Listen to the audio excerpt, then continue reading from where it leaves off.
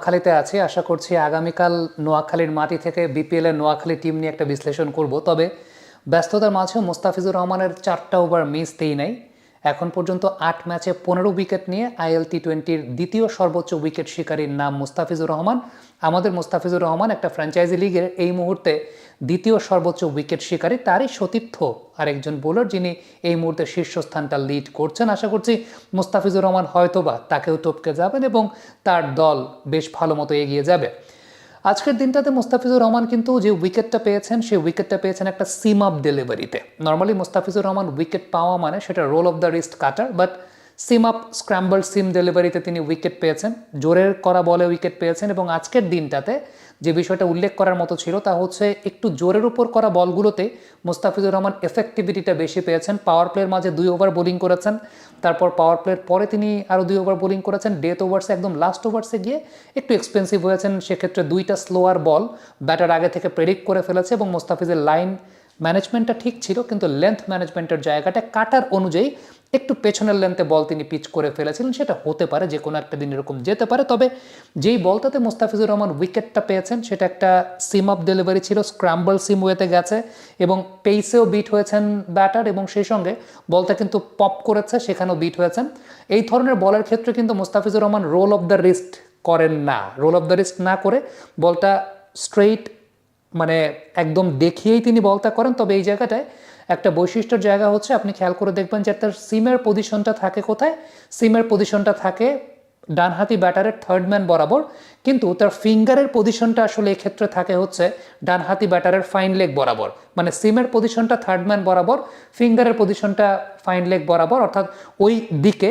এবং এমফাসাইজটা তিনি আসলে করেন মিডল ফিঙ্গার দিয়ে, এবং মিডল ফিঙ্গার দিয়ে সেই প্রেশারটা ক্রিয়েট করে, যে প্রেশারটা আসলে যায় হচ্ছে ফাইন লেগ বরাবর, কিন্তু বলের সিমের ডিরেকশনটা হচ্ছে থার্ড ম্যান বরাবর। এবং সেই বলটা আলটিমেটলি জোরের সঙ্গেই স্ক্র্যাম্বল সিম ওয়েতে গিয়ে কাট করে বেরিয়ে যায়, জোরের সঙ্গে কাট করে বেরিয়ে যায়। মাইন্ডেড, এটা কিন্তু স্লোয়ার ডেলিভারি না মুস্তাফিজুর রহমানের, এটা জোরের সঙ্গেই কাট করে বেরিয়ে যায়। এবং এক্ষেত্রে যে বিষয়টা উল্লেখযোগ্য সেটা হচ্ছে এগেইনস্ট দ্য সুইং বা এগেইনস্ট দ্য মুভমেন্ট যদি আমি বলি, তাহলে এগেইনস্ট দ্য মুভমেন্ট ব্যাটার কিন্তু শর্ট খেলতে গেছেন, এবং ম্যাক্সিমাম ক্ষেত্রে সেটাই হয়। মোস্তাফিজুর রহমান যখন বোলিং করেন এগেইনস্ট দ্য মুভমেন্ট খেলতে গিয়েই আলটিমেটলি ব্যাটাররা সেটা ডিসিভড হন। এক্ষেত্রে তো পেস ছিল, পেসের কারণে আরও অনেক বেশি মাত্রায় ডিসিভড হয়েছেন। অন্যান্য সময় দেখা যায় যে মোস্তাফিজ যখন স্লোয়ার করেন সেটা এত বেশি স্লোয়ার থাকে, ব্যাটার চিন্তা করে যে আমি হয়তো বা এগেইনস্ট দ্য মুভমেন্ট লেগ সাইডে টেনে টাইমিং করতে পারবো, কিন্তু দিন শেষে আসলে একটা মোটামুটি বড় ধরনের ধোকাই খান। বাট যখন জোরের সঙ্গে মোস্তাফিজ এই কাটগুলো করাতে পারেন, ডেফিনেটলি এটার জন্য আসলে পার্টিকুলার কোনো ধরনের সারফেস থেকে যে বেনিফিট পান বিষয়টা সেরকম না।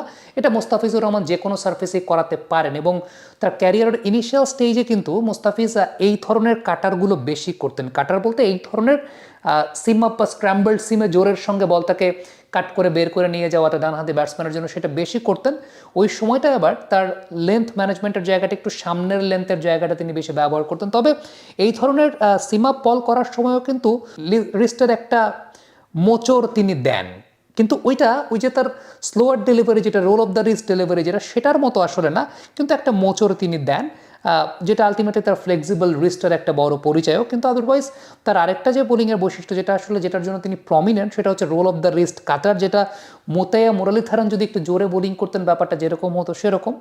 সো আমার কাছে মনে হয় যে মোস্তাফিজুর রহমান হ্যাজ এভরিথিং, এবং তার ভান্ডারে সেই বিষয়গুলো দিয়েই তিনি আলটিমেটলি এই মুহূর্তে আইএল টি20-র সেকেন্ড হাইয়েস্ট উইকেট টেকার।